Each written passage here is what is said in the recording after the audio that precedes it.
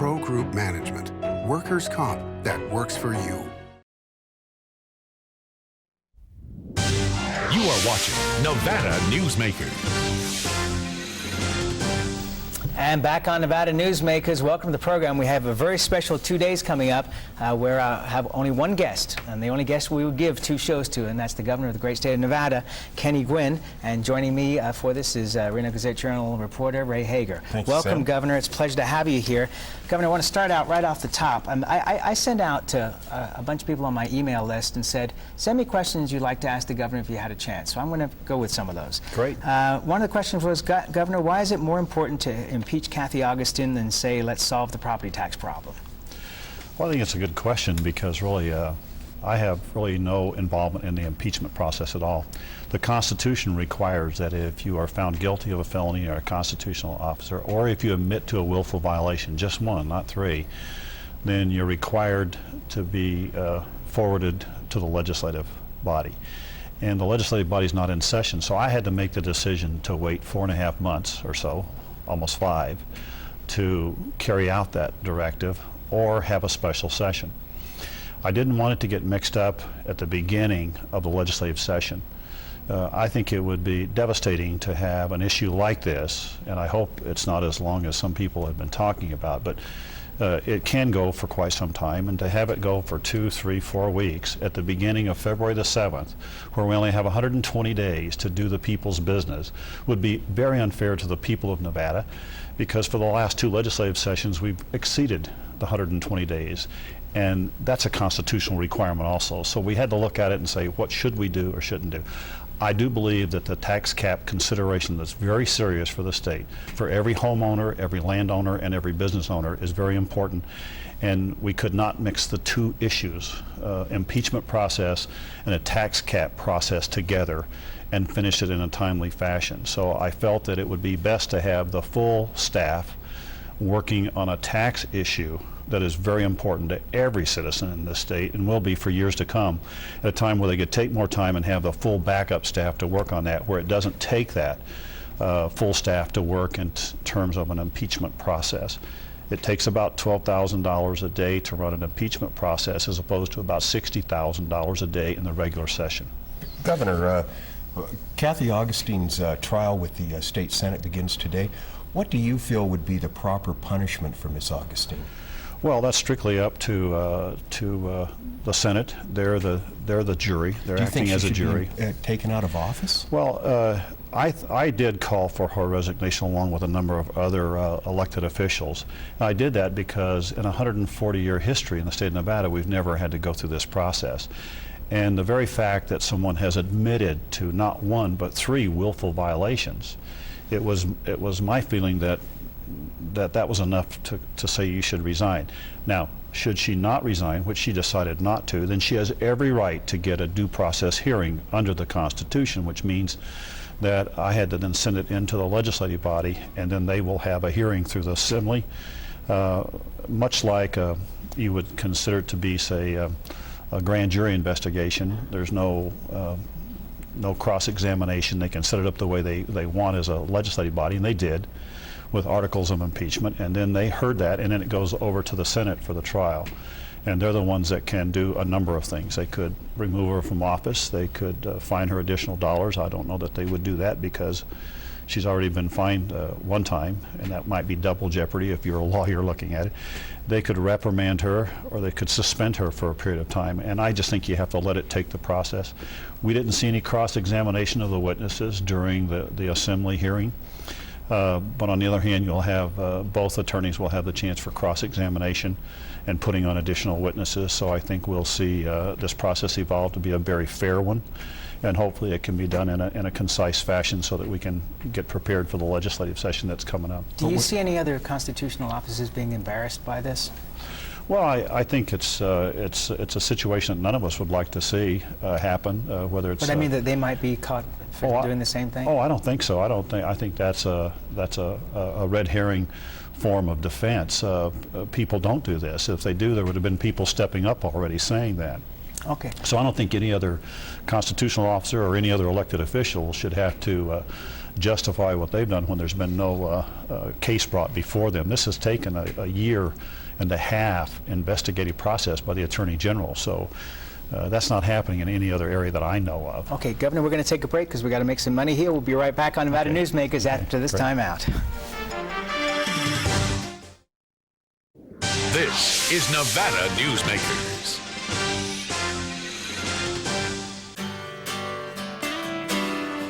If you think Wells Fargo is only checking accounts, you're not seeing the whole picture. Online brokerage, mutual funds, mortgages, and home equity accounts.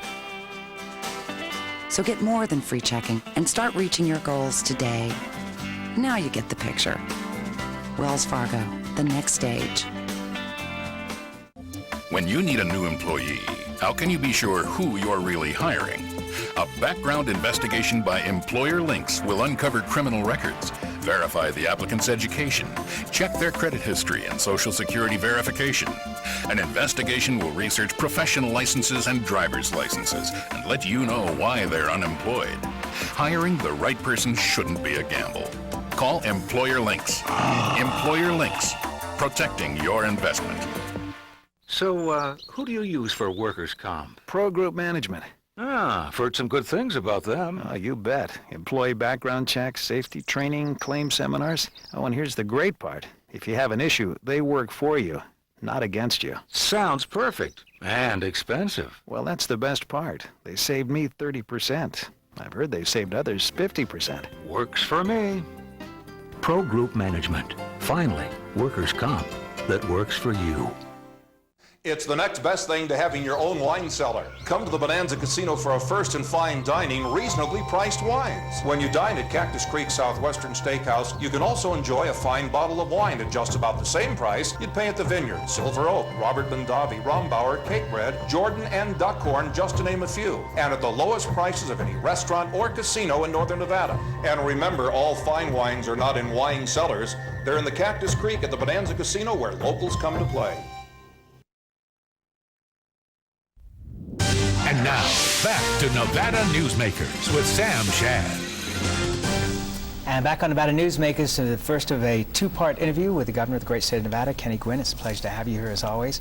What are you going to do about PERS? Some people say that the numbers show that by 2012 it'll be bankrupt. Well, I haven't seen any actuarial studies that would indicate that by 10 or 12 years it would be bankrupt. I do believe it's an issue that our legislative body should pay a great deal of attention to.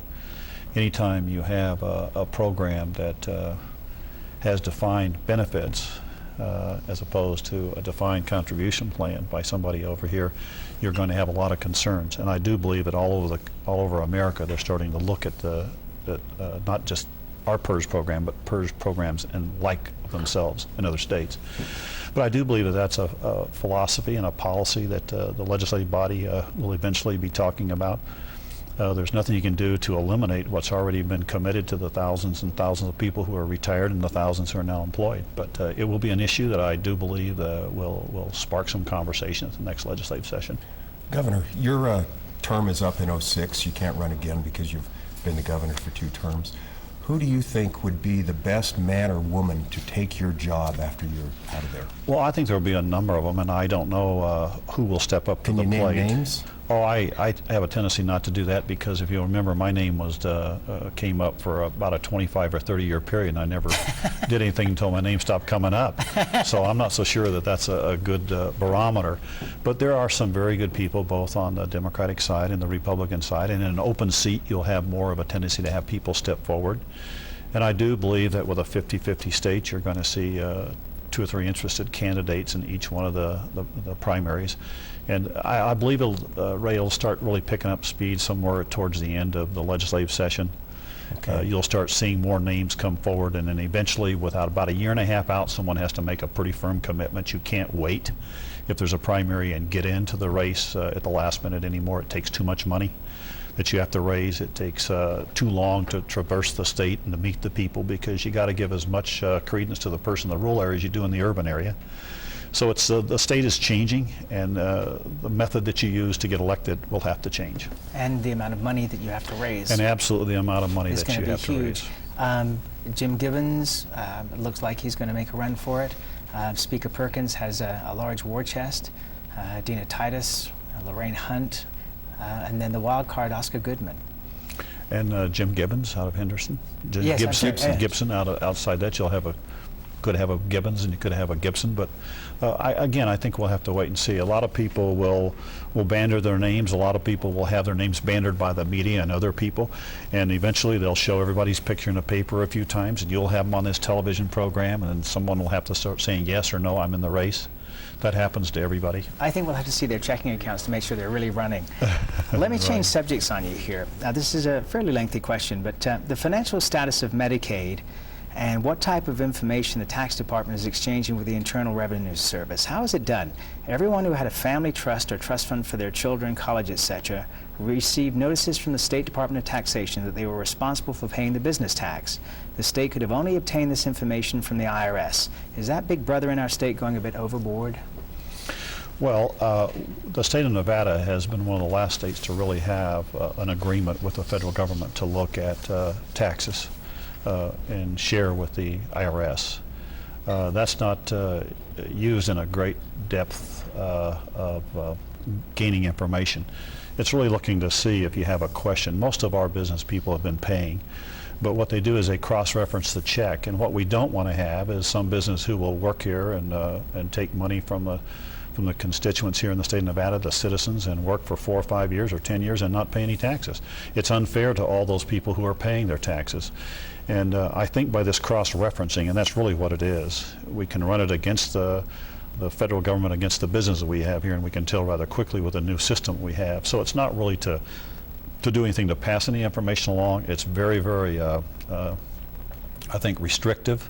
For instance, even for me to turn loose of the state taxes, if you're in a business, to a law enforcement agency, I personally have to sign the release of that as the governor of the state of Nevada, and I can assure you I probably haven't signed over 100 of those in my last 6 years.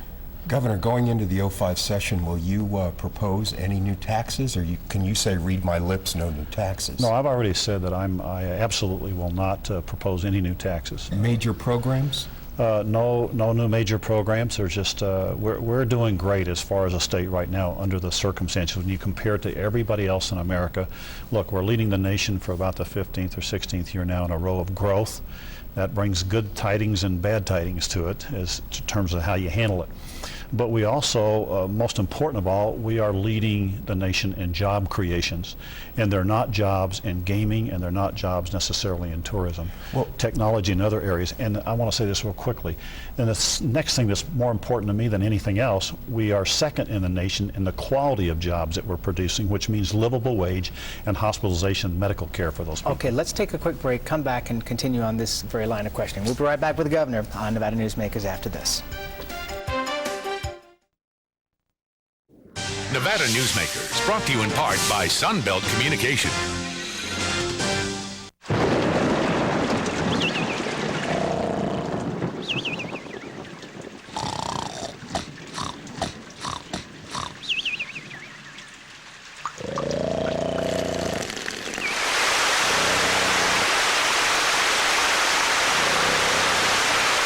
For a hole in your roof or a whole new roof, Ken Dillon, owner of Van Dyne Roofing, can get it fixed with his eyes closed.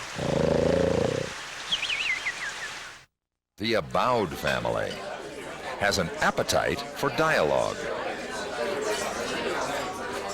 Agree or disagree, have the conversation. All opinions are welcome.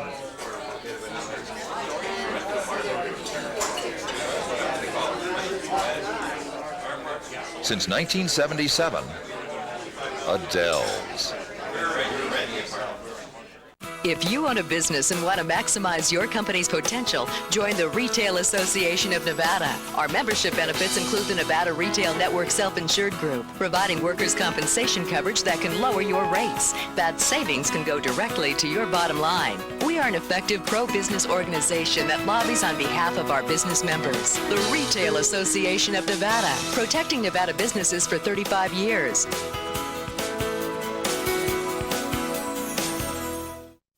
It's America's largest historical district, and it's fun for the entire family. Virginia City is where the West comes alive every day, from train rides to gunslingers. Your gang can explore mines and interesting museums, visit historic saloons, and do some great shopping. Virginia City is the ultimate in family entertainment, and it's very affordable. Come up and stay overnight in our hotels, motels, and RV park. Virginia City, the Wild West at its best. And now, back to Nevada Newsmakers with Sam Shad. And back on Nevada Newsmakers, we're here with the governor of the state of Nevada, Kenny Guinn. I wanted to go back to what you were talking about here, Governor, and we certainly appreciate the incredible growth and diversification that we've seen, especially in the north, but certainly in the south as well as it's moving along. But we are certainly seeing, huge growth within the casino industry as well. Looking at the new MGM project that's coming online, as you look at that, that's going to bring an awful lot more people to the Silver State. Well, I think Nevada will continue to grow for the foreseeable future. I'm just hoping that it can slow down and not necessarily lead the nation. It doesn't look like that. I mean, and I think the reason being that the gaming industry has pretty much decided that they're going to concentrate on the 3 states that have the most reasonable tax base, which would be Nevada and New Jersey and Mississippi. And so do you not anticipate seeing even more money being poured into Nevada? Well, I think the projects have been going on, certainly with the Guinn opening in this next March, and also with a new announcement from MGM, and that's about another $5.5 billion to $6 billion, but you got to remember, just one hotel today you can put in $2.8 to $3 billion. So the money is not producing what a lot of people think it would under those figures, compared to the old days of MGM when it first came on board. But we're going to continue to grow. I just don't think we'll have that overwhelming growth that we've had in the past in the gaming area, because we're getting more competition, not only nationwide but worldwide. It doesn't mean that we're not going to grow and we're not going to spend a lot of money for additions and updating, rehabilitation, modernization of facilities. But on the other hand, with the number of students that we're now having graduate from college because of the Millennium Scholarship and other programs, we really have to move in a very, very aggressive fashion into technology, into other forms of employment for our young people. And eventually that will be the salvation that will create wealth for the state of Nevada. Governor, in the last session, lawmakers passed an $836 million tax bills, biggest in state's history. Do you see any of those taxes being rolled back as more income comes into the state? I don't right now. We will have about probably $300 million more than we had expected to have in the general fund budget over a 2-year period. But we already know that the growth just in K through 12 is going to eat up almost 200 million plus of that, maybe 250. We know that our rainy day fund needs to be replenished, and we've cut it from 136 million to about $1 million, and it needs to get back to 175 million to make us safe as a state, so that we don't have to depend on borrowing later on like California, much as to what they've done. So I do believe that we'll be able to fortify our reserves and strengthen the state, but there's going to be very little money. But that's not all bad. We came off of a substantial legislative year 2 years ago, and we're getting ready for a new one, but I see no new revenue streams there other than growth potential. But when you grow at the rate we're growing, quick example, 35,000 new kids this next session from K through 12 compared to 27,000 2 years ago. That's a huge increase.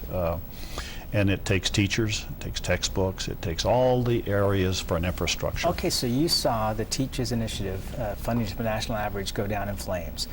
What is your response now to the teachers and to K through 12? Well, I think it's going to be an issue not only for the state of Nevada, but for people in education, for parents. I think over the next 6 to 8 years, this question is going to be certainly discussed in great detail. I think it will need a laser-like focus on it because me looking to the future in my summit, I see us in great shape right now with, like I said, leading the nation in job creations, quality of jobs. We're really doing well. Growth has been excitingly high as far as our revenue streams are coming in. But if the growth keeps eating away and we can't fix the infrastructure, which you're talking about in schools, then there has got to be people talking about it to plan for the next decade. Because it's hard now to move this ship of Nevada as big as it's getting. It's like a big aircraft carrier, not a little small boat.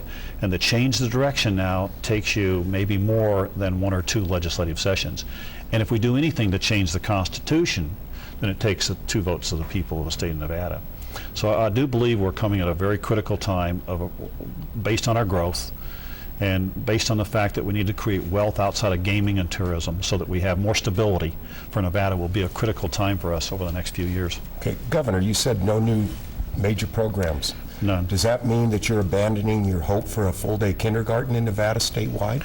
Well, we tried that last year, and there's certainly not enough money in the general fund this time to do that. However, I will encourage certainly the legislative body to take a look at what Washoe School District and what the Clark County School District has been doing this year. They really went out and said it's such an important thing. We didn't get it funded, but they really started a full-time kindergarten program with the help of the parents, and it's starting to work fairly well. Now, it does cost some money, but I think it could be done probably much cheaper than what was recommended last time. So we're going to take a look at that. I just don't know how it'll turn out, but the 2 major school districts have done a fabulous job in working in that area, and it's a critical area for us to get these young children to a full-day session. Okay. We're one of only 7 states, I believe, that doesn't have some of that now. Many of them have got that. I hear the cash registers are ringing. We got to go take a break here. We'll be right back on Nevada Newsmakers with the governor after this.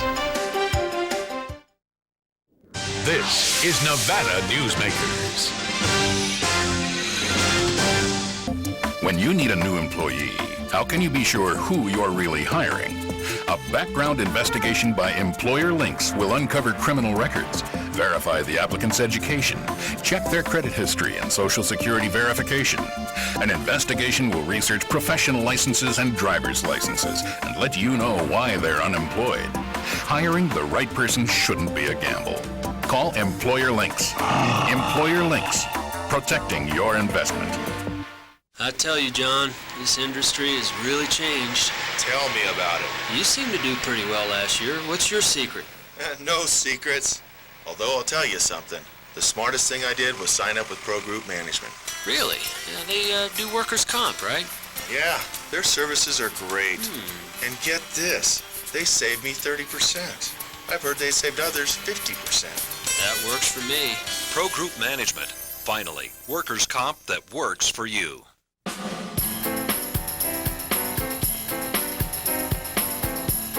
Are you ready to experience Reno's ultimate lobster buffet? Then bring your appetite to the El Dorado, where we're serving a half pound of slipper lobster tail for just $5 with the purchase of a dinner buffet. Catch it every night of the week. Are you in?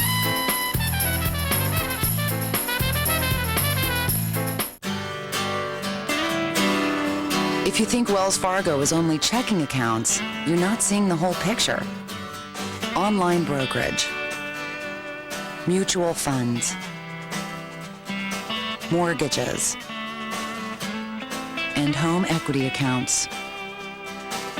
So get more than free checking and start reaching your goals today. Now you get the picture. Wells Fargo, the next stage. Back to Nevada Newsmakers with Sam Shad. Okay, I want to try to pin you down, Governor, a little bit more here. In terms of what happened with the teachers, with their petition going down, how much more money can we afford to put in and where will we get it from? And number 2, is there some kind of standard that the teachers need to be held to? Sure, accountability is vital. But also there's, well, that's a long answer. I can't give you that. I can give it to you off there. It's we'll talk about it tomorrow in the part 2 then. All right, I'll hold that question. Ray, jump in here. Governor, I know that you're beginning work on your State of the State message. What are maybe some of the major points that you want to get across to the people of Nevada? Well, the number one point that I'm going to make is to replenish the rainy day fund to the very maximum that I can, because as we got bigger and more complex, you cannot run a state without a rainy day fund. Okay. Certainly not $1 million. So I'm looking at 150, 175 million, whatever I can work out of this budget. That's going to be the number one item. What else could you reveal, perhaps? Well, certainly I'm going to be looking at the K through 6 school system, which then involves some of the high school kids, but mostly K through 6. We have 137 schools now on the failure list under Leave No Child Behind. We have 120 on the watch list, and generally speaking, about 80 to 100 of those could move over to the failure list. And I do believe that it's incumbent upon me as a governor and the people of the state to take a good look at that to see what we have to do. And I'm going to try to have that as my number 2 focus after the rainy day fund. And after that, I'm not going to have to focus on much because we'll be pretty well spent. Okay. The No Child Left Behind, so many of our state schools are either failing or close to failing. Do you think there's something wrong in the No Child Left Behind law, or are schools doing this badly in Nevada? No, I don't think our schools are doing that badly. I think it's what it is. It's when a small testing sample of young people can fail in a particular school, it puts everybody else on the failure list. And I do believe that in the government requirements through the White House, we'll get some of that will get massaged out, and they'll start seeing with this experience that we're having. And hopefully we'll be able to put some money in there to help those kinds of kids, and at the same time not have it dictate that a school be named failure because of a small number of students who are not passing. Okay, we've got to hold it right there. We've got lots more for you, Governor. We'll be right back on Nevada Newsmakers after this. This is Nevada Newsmakers. The Abowd family has an appetite for dialogue. Agree or disagree, have the conversation. All opinions are welcome.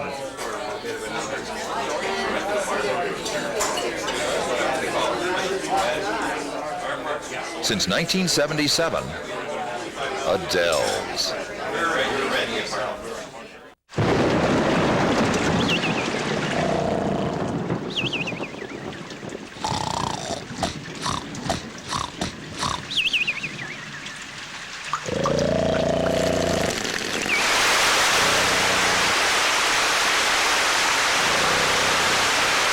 For a hole in your roof or a whole new roof, Ken Dillon, owner of Van Dyne Roofing, can get it fixed with his eyes closed.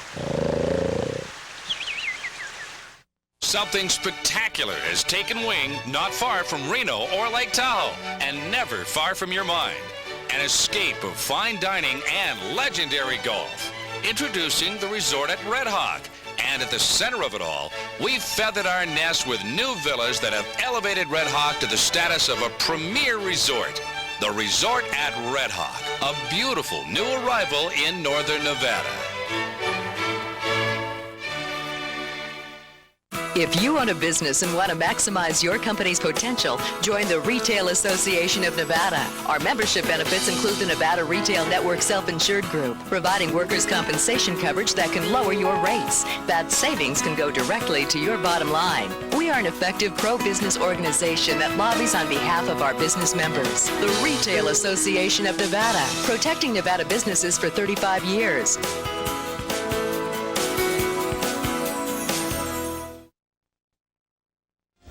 And that wraps up our first part of our interview with Governor Guinn. We'll continue this interview tomorrow on Nevada Newsmakers, so stay tuned for that, and we'll see you then.